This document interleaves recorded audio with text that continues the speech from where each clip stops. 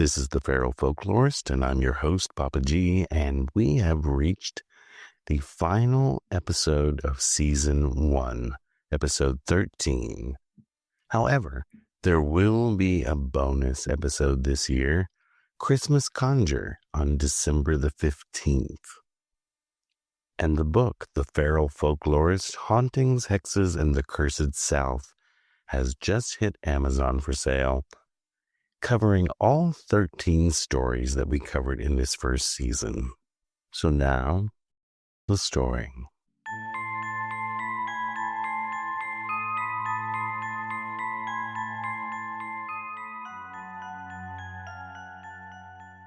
They say the box hums, not loud, just enough to make your ears itch, just enough to make the room feel like it's breathing behind your back. It's not a big box, maybe the size of a loaf of bread, just an old wine caddy with a couple of drawers and doors that seem to be sealed shut.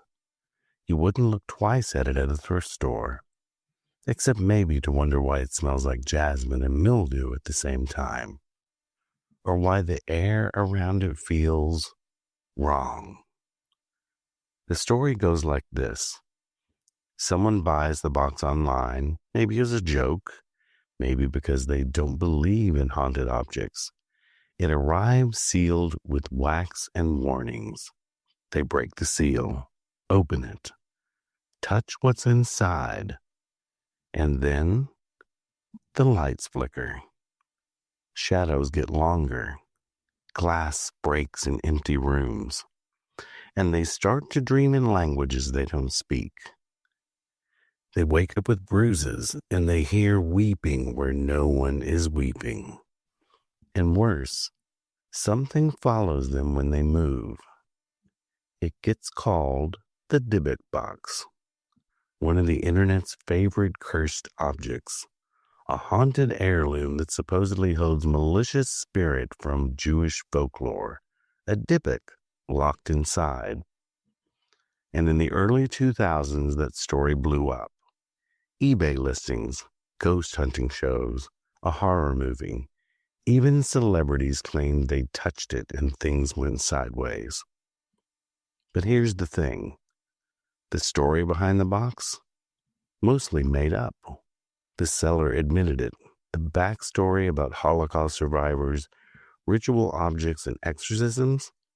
A patchwork of fiction, borrowed grief, and internet-era horror marketing.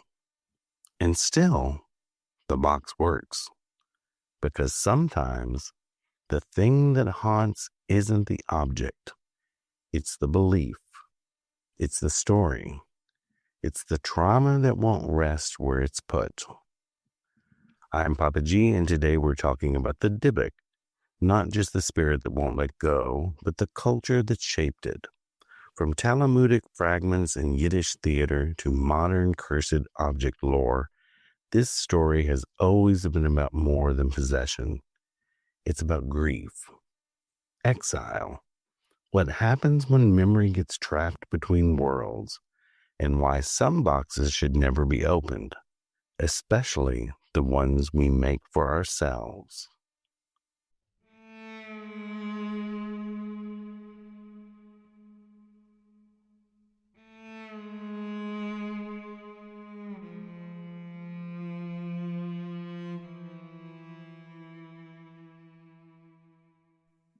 To understand the Dybbuk, you have to step outside the usual ghost story formula.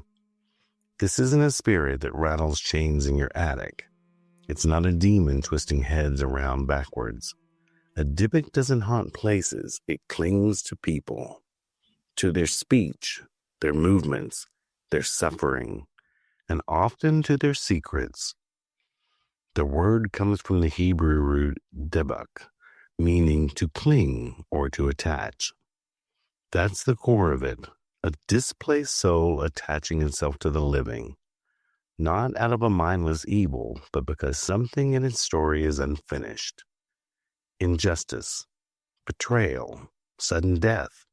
Sometimes it's punishment, other times it's a plea. The earliest written records describing spirits like this show up in the 16th to 18th century Jewish texts, mostly in Eastern Europe, where Jewish communities were already under threat from forced conversions and systematic violence. These weren't peaceful centuries, and the spiritual traditions that emerge reflect that. The world wasn't safe, so neither were the dead. Within these traditions, not all spirits are content to stay buried, and not all hauntings are random. Some souls, it was believed, couldn't rest because they had been wronged, or because they had committed wrongs they couldn't atone for. They didn't drift through graveyards or creak across floorboards. They latched onto someone living and tried to finish what they left behind. The word Dybbuk wasn't just a label for a ghost. It was a diagnosis. The idea of the Dybbuk took root in Jewish mysticism, especially within the teachings of Rabbi Luria in 16th century Safed. Luria taught that souls returned or transmigrated, but some didn't return peacefully. If a soul died with a heavy spiritual burden, unforgiven sin, a life cut short, maybe an act of cruelty left unresolved, it might resist the afterlife altogether. Instead of moving on, it would cling to the body of a living person, especially someone vulnerable, and usually someone with some spiritual or emotional tie to the dead. That possession wasn't random. It wasn't arbitrary. There was always a reason, even if the reason was buried under years of silence. In Lurianic Kabbalah, a Dybbuk was more than a ghost. It was a soul in crisis. And it didn't always appear in nightmares. Sometimes it arrived in moments of transition, a marriage, a death in the family, or a major life change. Times when the veil between worlds felt thinner, and the living were easier to reach. That makes the Dybbuk more than just a scary story. It's a spiritual system for naming grief that has nowhere to go. In traditional Dybbuk stories, the response isn't a priest with holy water or a seance with candles. It's a ritual act led by a learned figure in the community, usually a rabbi trained in both scripture and mysticism. The person afflicted isn't treated like a threat. They're treated like someone caught in a spiritual struggle. They're protected, not punished. And the Dybbuk isn't always cast out with violence. In many stories, it's questioned, spoken to, bargained with. The rabbi or spiritual leader acts almost like a prosecutor, pressing the spirit to confess who it was and why they were here and what must be done to release it. Sometimes the spirit wants revenge, sometimes forgiveness, and sometimes it just wants to be heard. Possession in these stories is rarely just about fear. It's about injustice that hasn't been named aloud. It's about secrets that fester too long. And more often than not, it's tied to the failings of a community, not just an individual. In 18th and 19th century Yiddish folklore, Dybbuks became part of the oral tradition. The stories weren't always mystical. Sometimes they were deeply personal. A girl begins speaking with a different voice on the eve of her arranged marriage. A young man faints in a synagogue, convulsing and crying in the voice of a cousin who died betrayed. In these stories, the Dybbuk is often tied to family or communal wounds, unacknowledged trauma, unjust deaths, unresolved guilt. Most of these tales follow a familiar pattern. The possessed is usually a woman, often young and unmarried. The Dybbuk is often a man who died tragically. A jilted lover, a betrayed friend, someone wrongfully killed. The community gathers. The rabbi leads the exorcism. And along the way, a story is revealed. A shameful one. That's what made Dybbuk stories so powerful. They didn't just frighten, they forced reckonings. The spirit couldn't move on until the truth was named. Most people outside Jewish communities encounter the word Dybbuk for the first time through a play, The Dybbuk, or Between Worlds, written in 1914 by playwright S. Ansky. It became a cornerstone of Yiddish theater and shaped how the Dybbuk would be imagined for the next century. The story centers on Leah, a young woman possessed by the spirit of her dead lover. Her father had forbidden the match and arranged for her to marry someone else. Her betrothed, heartbroken and spiritually distraught, dies and returns as a Dybbuk, taking over Leah's body just before her wedding. In the play, the possession isn't random, it's personal, intimate. Leah becomes the vessel for a grief no one would acknowledge. Her voice becomes his voice, and her body becomes the battlefield for a story no one wanted to tell. The play became a phenomenon, performed in Yiddish and Hebrew throughout Europe and the U.S. A film version followed in 1937. To this day, it's one of the most iconic pieces of Jewish supernatural drama, and it helped solidify something that had always been present in Dybbuk lore. This isn't about monsters. It's about what happens when grief, love, rage, and injustice are locked up for too long. The Dybbuk doesn't come to destroy.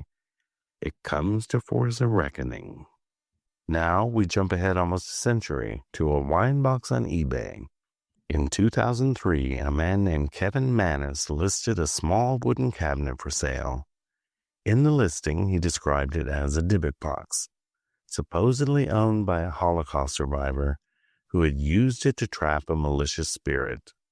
He detailed how every person who owned it had experienced nightmares, illness, bad luck. The listing went viral before we even had a word for it. The box passed from person to person, each adding new details to the legend.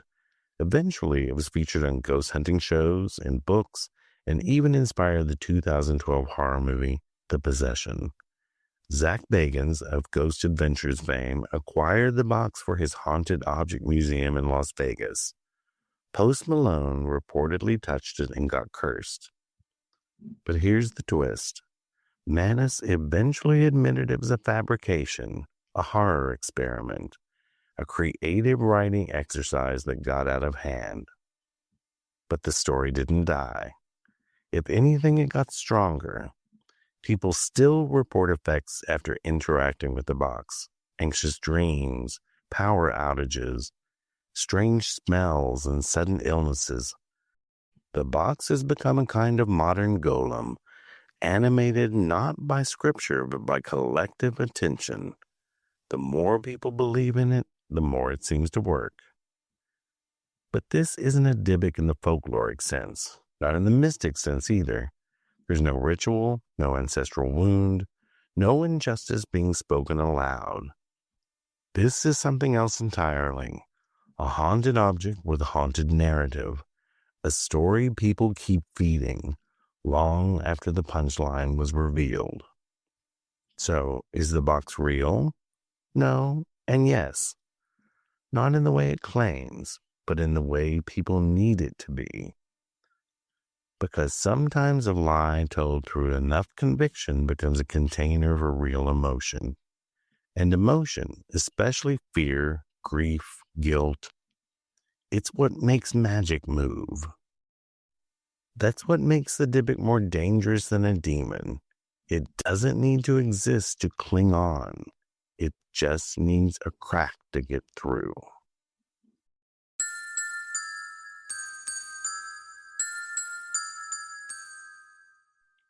The idea of possession makes people uncomfortable, even in magical circles. It's often framed as too dramatic, too Catholic, too horror movie. But in actual practice, spirit attachment isn't rare.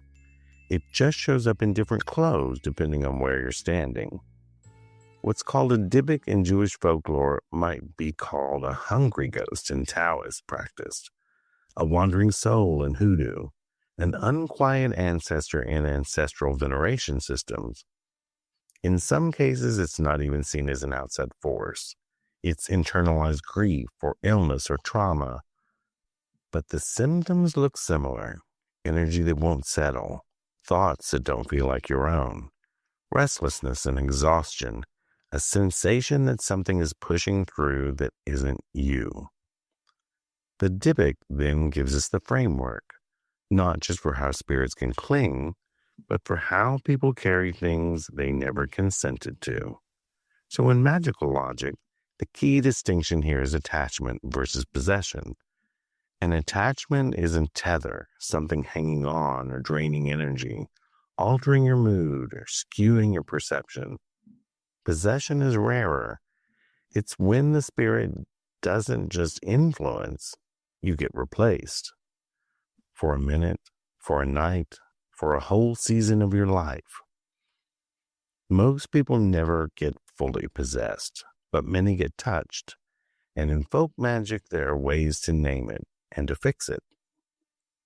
One of the most effective magical tools across cultures is naming what doesn't belong. You see it in Jewish Dybbuk stories, where the rabbi interrogates the spirit, demanding it speak its name. In conjure work, naming is part of banishment. You call the thing out. You put language around what was hidden.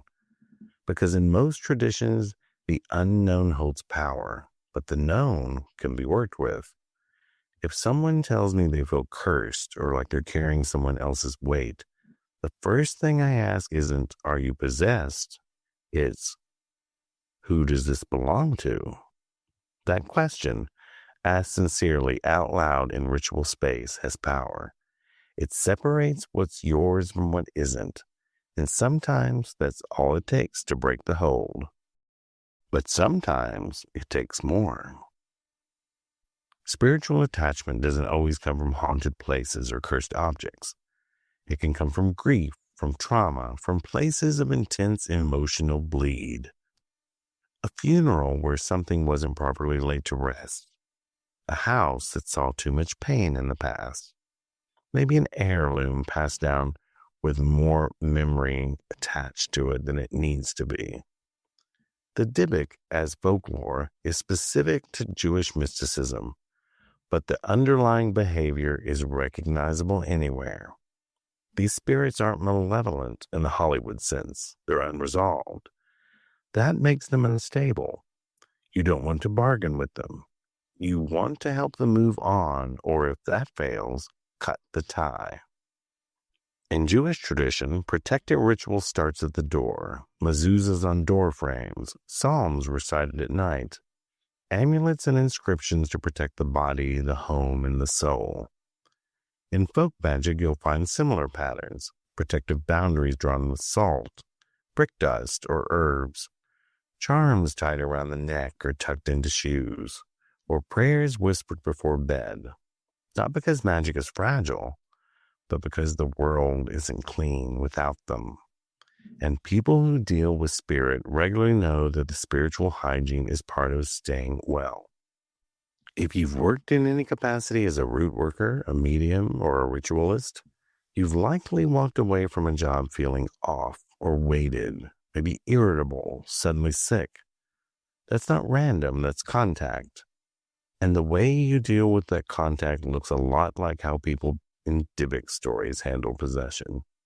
You call in protection, you name what's wrong, and you remove what doesn't belong. One of the eeriest details in Dybbuk folklore is how the spirit speaks using the possessed person's mouth. It hijacks their voice. That's not just for drama, it's a magical reality. Spirits use what's available. If you're open, exhausted, or fragmented, or recently cracked wide open by grief, you've become more vulnerable. That doesn't make you broken, it makes you permeable. In ritual, that's why you don't work while depleted. That's why you cleanse after readings, keep iron near the bed, and shut the mirror before you cry. It's not superstition, it's spiritual mechanics. Because if something needs a voice and you've left the door open, it just might walk through. A Dybbuk isn't a demon. It doesn't need spinning heads or flying furniture to be real. In magical terms, it's a soul that hasn't found peace, trying to finish its sentence in someone else's body. And the fix isn't fire and brimstone, it's ritual, grounding, boundaries, grief work, sometimes exorcism, often just recognition. The Hollywood version of possession is often about spectacle. The magical version is about relationship. The question isn't, how do I get rid of this thing? It's, what does this spirit want? And how did it get in? Answer that, and you've got leverage. The Dybbuk story survives because it tells the truth in a way people understand.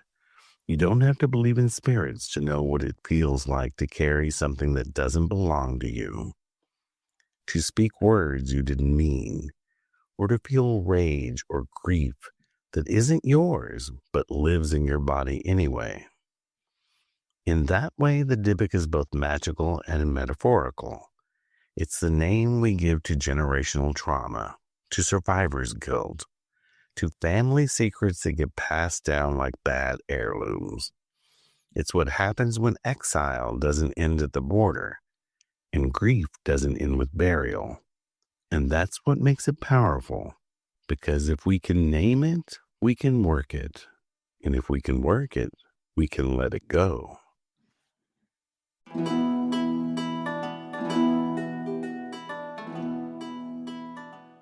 Cursed objects are a dime a dozen on the internet. You've got haunted dolls on Etsy, mirrors people swear show faces that don't belong to them. Dybbuk boxes sealed with wax and twine and sold as not for the faint of heart. Most of it's just theater, but every now and then, someone opens the wrong box and something happens. And the thing is, it doesn't really matter whether the story was true to begin with. If the belief is strong enough and if the emotional investment is there, the object becomes a container, not just for fear, but for meaning, for projection, and for energy. And that's where the danger is. The original Dybbuk box was fake, a story wrapped around a thrifted wine cabinet. But people still reported physical symptoms after touching it. Do I believe the box is possessed? No. Do I believe people are still reacting to it? Absolutely. Because the story was crafted too well. And once it soaked into public consciousness, it started acting like a ritual. That's how modern cursed object culture works. The moment a story becomes saturated with belief, it doesn't need a spirit attached to it. It only needs attention. We don't just carry haunted objects home. We animate them. And sometimes we bring offerings.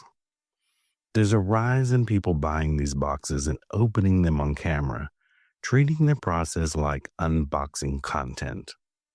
That alone tells you how far removed this has gotten from actual possession lore. In traditional Dybbuk stories, the spirit is released because someone broke a taboo or ignored a warning or opened a door that wasn't theirs to open. Now we're doing it for clicks. But even when it's performative, the results can still be real, because ritual isn't about belief alone.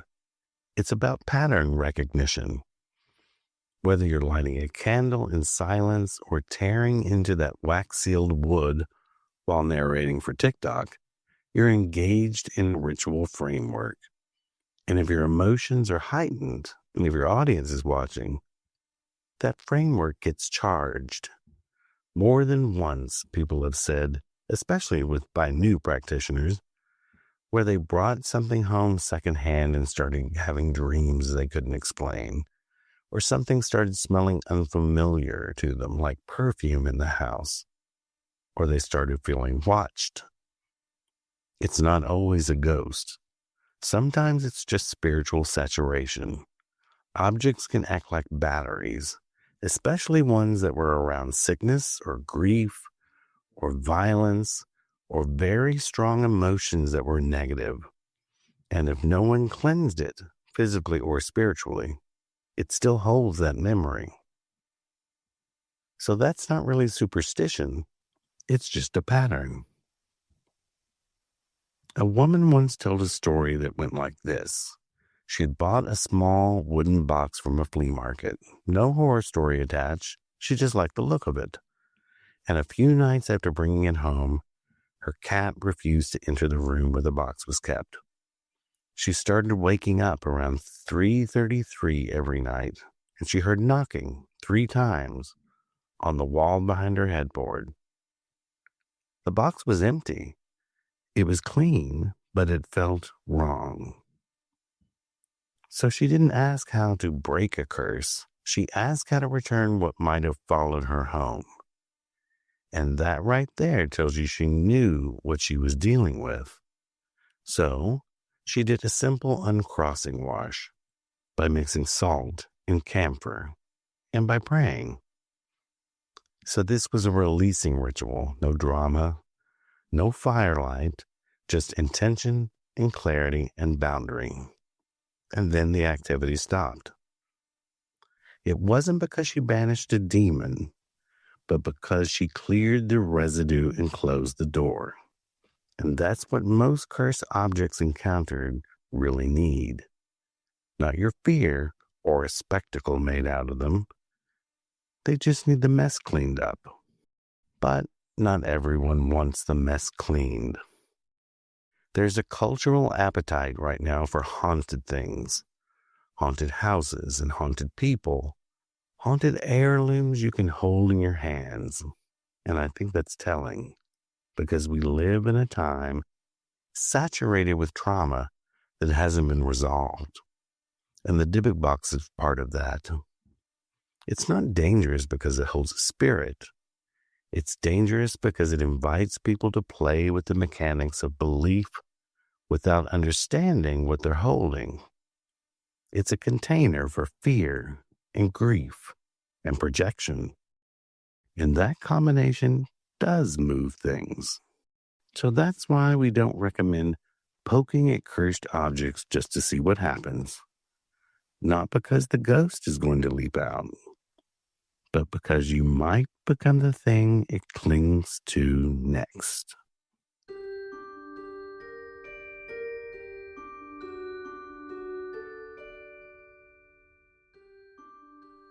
Now we've reached the magical spell section of our podcast, but let's cover a few things first. The Dybbuk Box is a modern invention, but it's doing what folklore always does, taking shape around a fear we don't know how to name. It could be a fear of memory or guilt, or of not knowing what's ours and what's been passed to us without permission. So that's why this legend sticks around. It speaks to people who've inherited more than stories, people who feel haunted, even when nothing is technically wrong. It's for people who have opened something, a doorway to grief and trauma in history, but they don't know how to put it back. You don't need to believe in Dybbuks to feel what they represent. But if something has attached to you, or if you're carrying a weight that doesn't feel like yours, there's work that you can do. So here is a ritual that's been used for years, and it's been adapted from both Jewish and conjure-based traditions. So it's to banish what does not belong. And the purpose is a spiritual presence or an influence that doesn't originate from your lineage or your practice, or it showed up without your consent. So it's especially suited for haunted objects or spiritual parasites or a lingering borrowed energy that acts like it owns the place. So what you'll need is a raw egg, at room temperature preferably, a square of brown paper or parchment, a black string or thread or yarn about 18 inches long, a pinch of cayenne, black pepper or sulfur. You'll need a metal bowl or dish or cast iron or steel, and a spoken name or description of the entity or the influence, whatever you can name that came in. So first you need to name the intrusion. Write down what you're dealing with. If it has a name, write it. If not, describe it honestly, like the thing that has been in my dreams at night or the thing that came in that box. And then what you do is sprinkle your banishment spice, whether it be pepper or cayenne or sulfur or a combination of the three, into the center of the paper. And you fold it inward toward the center until it's a small, tight bundle, and then tie it shut with the black thread. So you've created sort of a surrogate binding and sort of like an exile and effigy. Then you take the egg in both hands, hold it over your head, then pass it slowly down your body. Don't rush. Move it over your eyes, your throat, your chest, your belly, your hips, your feet. As you do, say, by shell, by blood, by bone unbroken, I pull back what was taken. I send out what was never mine. You are sweeping away the influence, drawing it into the egg. This is a very old spiritual working spell that, like we said, was done by both Jewish traditions and it can also be found in hoodoo and conjure. So you're going to crack the egg into the metal bowl and watch it. If it looks off, like it's discolored or there are any blood spots, don't panic. Just take it as confirmation that something was moving, something actually was pulled from you. And then you light the little bundle of paper on fire into the bowl and let it fall onto the egg. Let the paper burn. The egg might sputter a little bit. Most of the time it will put the paper out. So you want maybe hold it with some tongs until it fully burns. That's fine. Either way, just don't look away from it. Concentrate on it. And as the flame dies, say, I banish the clinging. I bind the voice that is not welcome. I return you to dust. And with this, I have closed myself to you. Blow out any embers. Let the bowl cool completely. And then you take the cooled remains far from your house, not the trash can, not your porch, far away, like a crossroads or a cemetery gate or a river bend. Then you dump it without ceremony, without a single word. Drop it, walk away, and don't look back. So this isn't a big ceremony or ritual, but it's effective, and it's a very old way to work. You don't have to confront everything that clings to you. Sometimes you just have to refuse to carry it. Because the real danger isn't the spirit, it's the silence that lets it stay. You don't need a sealed box or a ghost story to know when something's following you. You feel it in your bones, in your sleep, and in the way your own name starts to feel unfamiliar. I'm Papa G, and you've been listening to The Feral Folklorist. And that wraps season 1. 13 episodes of possession, punishment, power, hauntings, and folk magic. But I'm not leaving you empty-handed for the rest of the year. I'll be back for one last bonus episode, Christmas Conjure, a Wicked Yuletide podcast, where we'll talk about how to lay tricks with greeting cards, sweets, wrapping paper, and all the festive little tools that look innocent until they aren't, because not every gift is given with good intentions.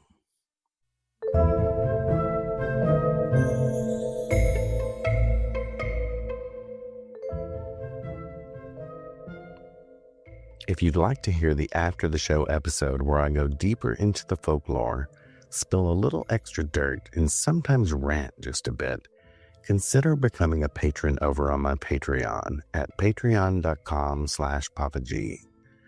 You can find the official site for the podcast at feralfolklorist.com. And if you need spell supplies for any of the workings we talk about on the show, our metaphysical shop, Aromagees Botanica, has been weaving magic for over 25 years. That's over at aromagees.com.